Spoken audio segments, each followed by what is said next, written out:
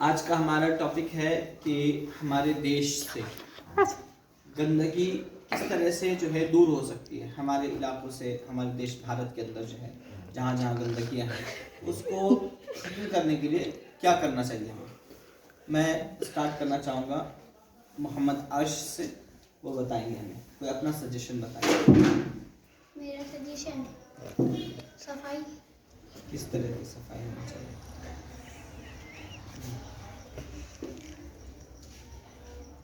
ये नाली वाली इनकी सफाई, और जो नाली से कूड़ा निकाल के साइड में रखते हैं रोड पे, उससे थोड़ा वो भी होता है, बदबू भी आती है, तो वो सफाई होती है। तो कचरे वाले आते तो लेके आते, कुछ कुछ छोड़ के चले जाते हैं, इसलिए उन्हें ढंग से करना है, ये सब ढंग से करना चाहिए। तो इस तरह से सफाई हो सकती है। हाँ, और अच्छे से। आपका क्या ख्याल है दानिश, इसके बारे में बताओ, कैसे सफाई का सबसे मेन जो है कहाँ से शुरुआत होनी चाहिए सफाई की?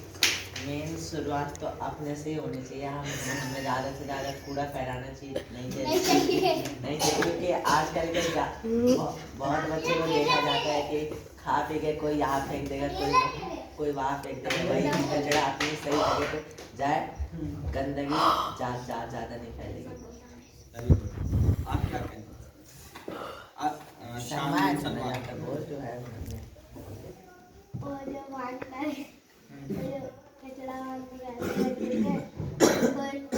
ट्रक आता है कूड़े वाला, उसमें भर के ले जाए, साफ तरीके से लेके आए ताकि वो और जगह गिरे, इससे भी गंदगी। आप बताइए।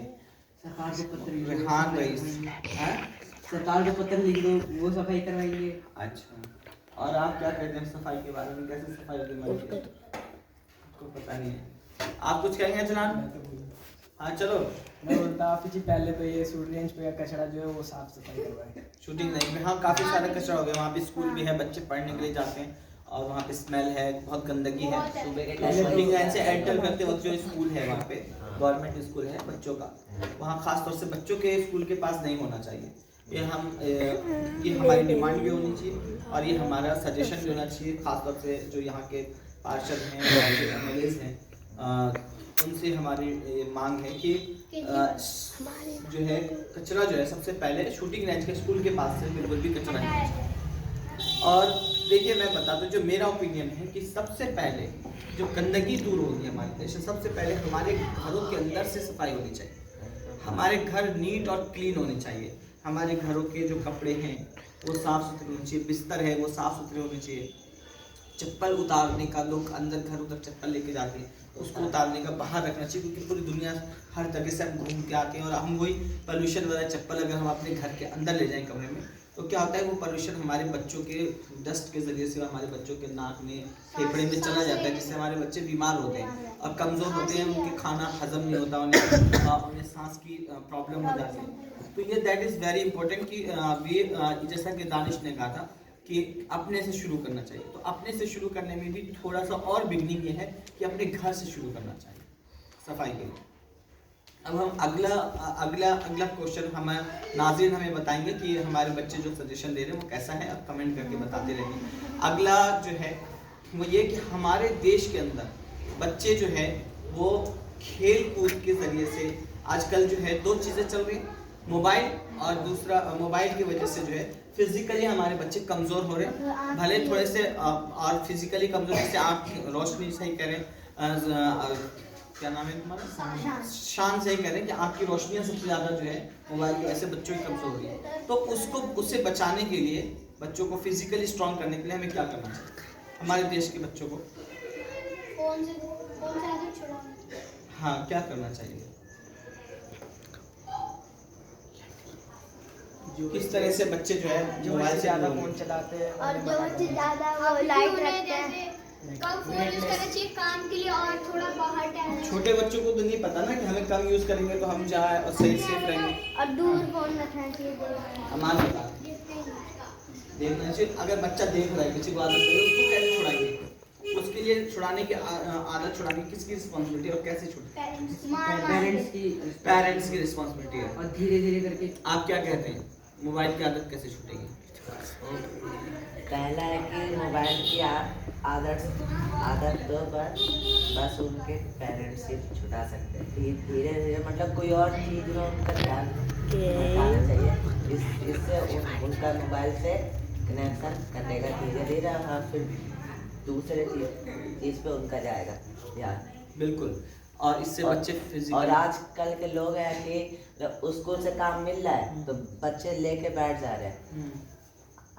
आजकल के पेरेंट्स तो बोल देंगे बैठ के काम करो, पर उन्हें टाइम टेबल नहीं दिया जाता है कि 1 घंटे में तुम्हारे इतना होमवर्क है तो इतना होमवर्क हो जाना चाहिए।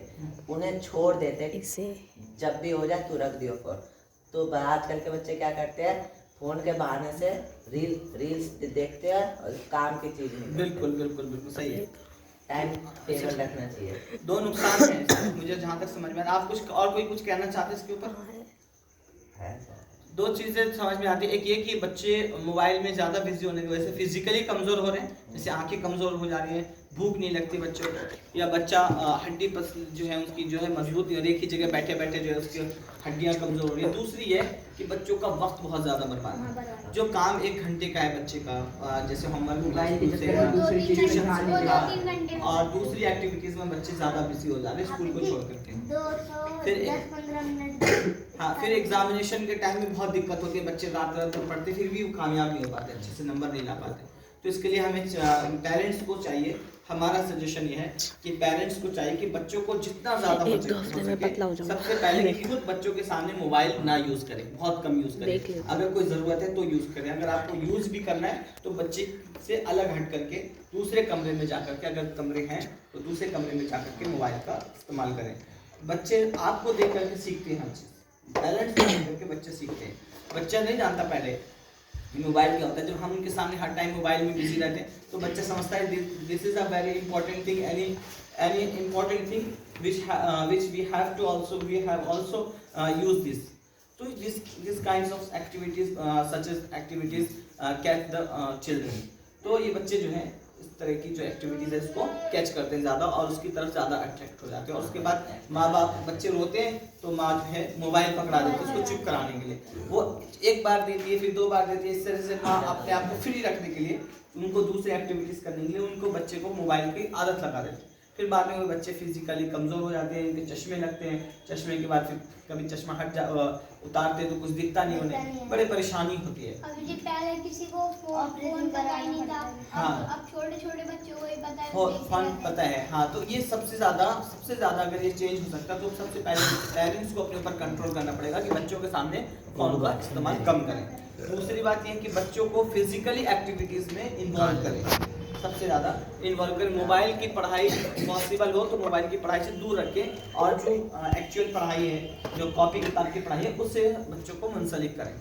ये हमारा सजेशन है। एज ए सदर एजुकेशन फाउंडेशन मेरा सजेशन ये है कि पेरेंट्स जो हैं बच्चों पे मोबाइल की तरफ से बहुत ज़्यादा जितनी जल्दी हो सके बच्चों का ध्यान हटाएं और एक अच्छा फिजिकल जो है उनके पास टाइम है, वो जल्दी से होमवर्क कर ले रहे हैं, अपने स्कूल का काम कर रहे हैं, तो उन्हें पार्क लेकर चलते जाएं, उन्हें वॉलीबॉल खिलाएं, फुटबॉल खिलाएं, बैडमिंटन खिलाएं। हाँ, हेल्दी रहने के लिए, स्वास्थ्य के लिए, that is very important for health. और ये एक्टिविटी सबके लिए, आज के दौर में हर कोई मोबाइल का बीमार होता जा रहा है, तो किसी को भी अगर स्वस्थ रहना है तो मोबाइल से दूरी बनाए रखना पड़ेगा, तब इंशाअल्लाह ताला जो है वो बच्चे आगे बढ़ेंगे। और हम जब बच्चे आगे बढ़ेंगे, जब बच्चे स्वस्थ होंगे तो हमारा देश स्वस्थ होगा, हमारा देश जो है ताकतवर होगा और एक अच्छा स्वस्थ जो है स्वस्थ नागरिक जो है उभर करके सामने आएंगे और हमारा देश दिन ब दिन स्वस्थ लोग जब काम करेंगे तो बड़ी एनर्जी के साथ काम करेंगे और हमारा देश दिन ब दिन तरक्की करेगा।